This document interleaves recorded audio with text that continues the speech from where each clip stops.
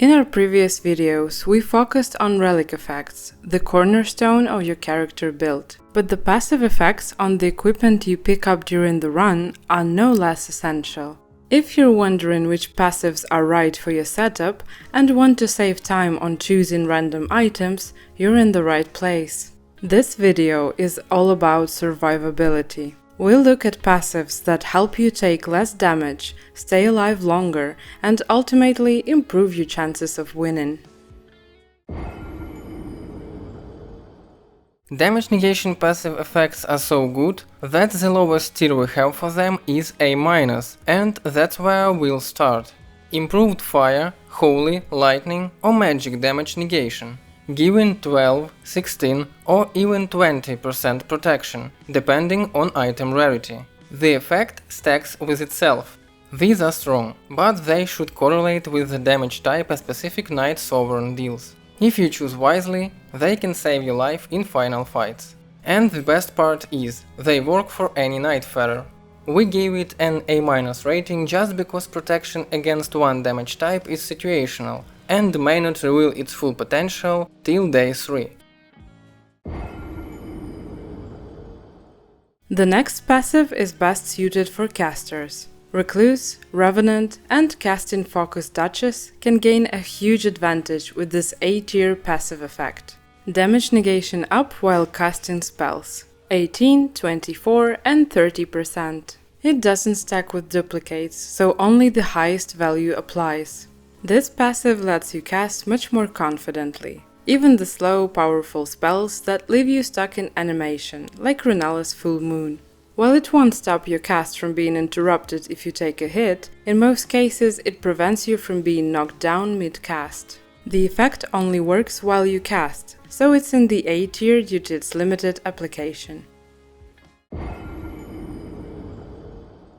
Next up is the situational A-tier passive, which mainly concerns shield use. Successful guarding ups damage negation, 14, 19 or 24%. The effect stacks.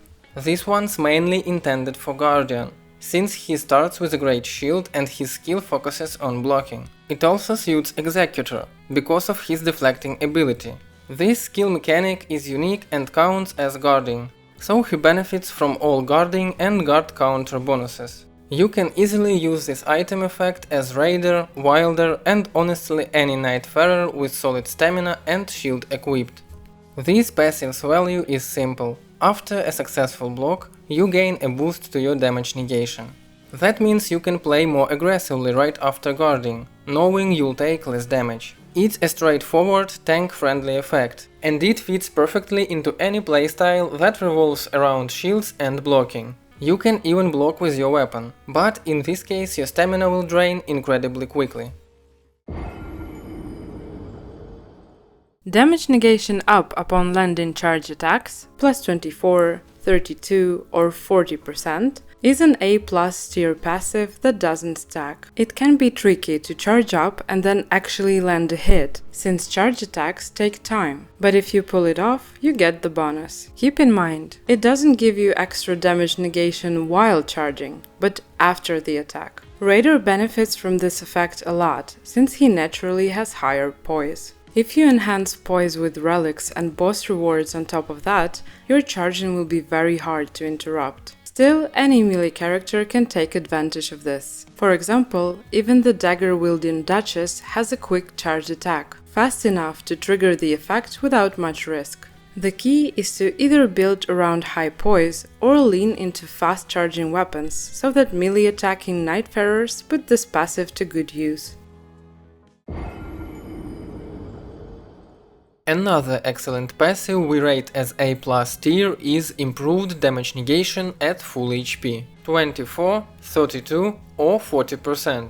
This one is both versatile and efficient, and it stacks, allowing for extremely high damage negation potential. It mixes especially well with HP regeneration effects like partial HP restoration upon post-damage attacks effect from relics, Warming Stone, Holy Ground, healing while attacking or blocking effects, a simple flask use, or even continuous HP recovery effects. Both rewards improving flask healing and items like Crimson Seed Talisman providing plus 20% flask HP restoration make this synergy even better. And don't forget about Ritual Shield Talisman, which provides damage negation at full HP by another 30%. The takeaway is simple: keep your health full as much as possible. If you can maintain that, this passive turns you into a real tank and suits every Nightfarer. The downside of this passive effect is clear: you can significantly reduce just one incoming damage. Then you need to recover to maximum health again, or take full damage with your health bar already affected.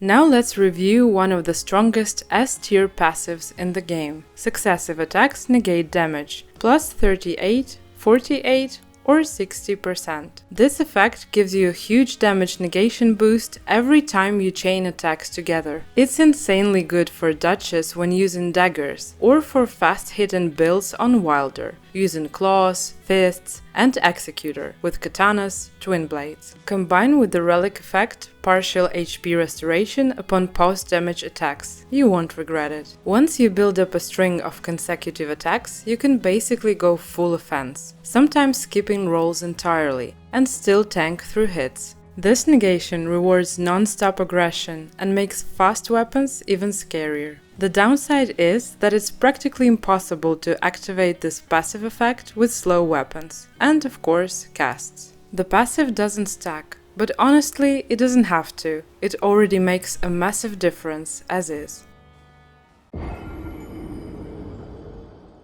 Coming up next, one of the strongest passives in the game: improved damage negation at low HP, 29, 38 or 48%. This thing stacks. It's basically the opposite of the full HP passive. While the full HP version gives you solid protection when you are topped off, this one can secure absurd levels of tankiness once your health drops below 20%. Additionally, you can improve it with relic effects and talismans. For example, the Collector Signboard relic adds plus 25% damage negation below 20% HP.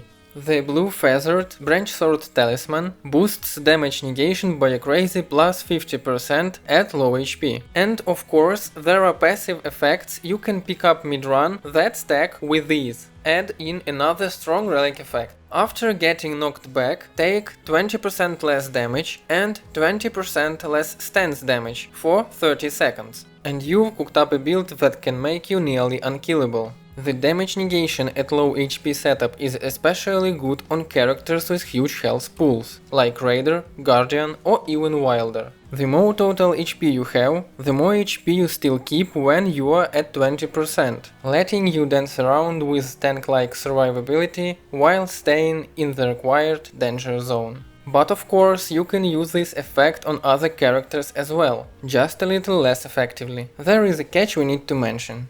If you are sitting at about 20% health and take a heavy hit, you can be knocked instantly before the low HP buffs even activate. The same goes for being one shot at 75% or even 100% HP. That's why you need to carefully manage your health, gradually dipping below the 20% threshold without risking a sudden death. To fine-tune your HP and stay in that sweet spot, you can use tools like Warming Stone, Holy Ground and Relic effects. Partial HP restoration upon post-damage attacks, and slowly restores HP for self and nearby allies when HP is low.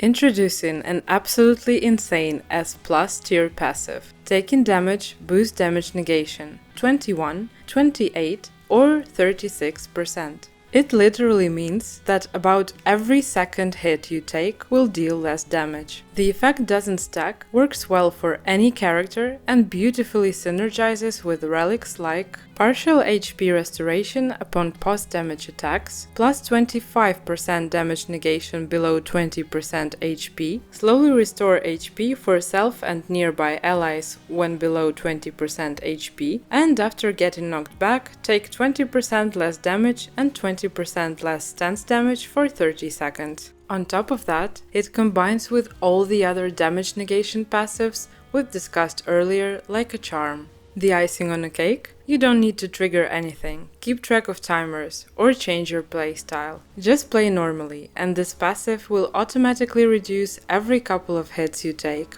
In our opinion, this isn't just the best damage negation passive. It might be one of the best passives in the entire game. Unconditional, S+ tier. And as a nice bonus, here's an illustration of all the possible damage negation effects from equipment. You can clearly see the percentages you may encounter during a run, and also whether each effect stacks with itself. Hit like if you didn't know that some of these passive effects don't stack with their copies, and if you did know, hit that button anyway, yeah? Instead, all the effects we've explored stack among each other. This means you can, and should, combine them for massive survivability and have tangible damage negation in almost any situation. That's how we rated and ranked the passive effects on equipment that provide damage negation. Feel free to challenge our choices in the comments. Thank you so much for watching, and most importantly, take care out there, Nightfarers!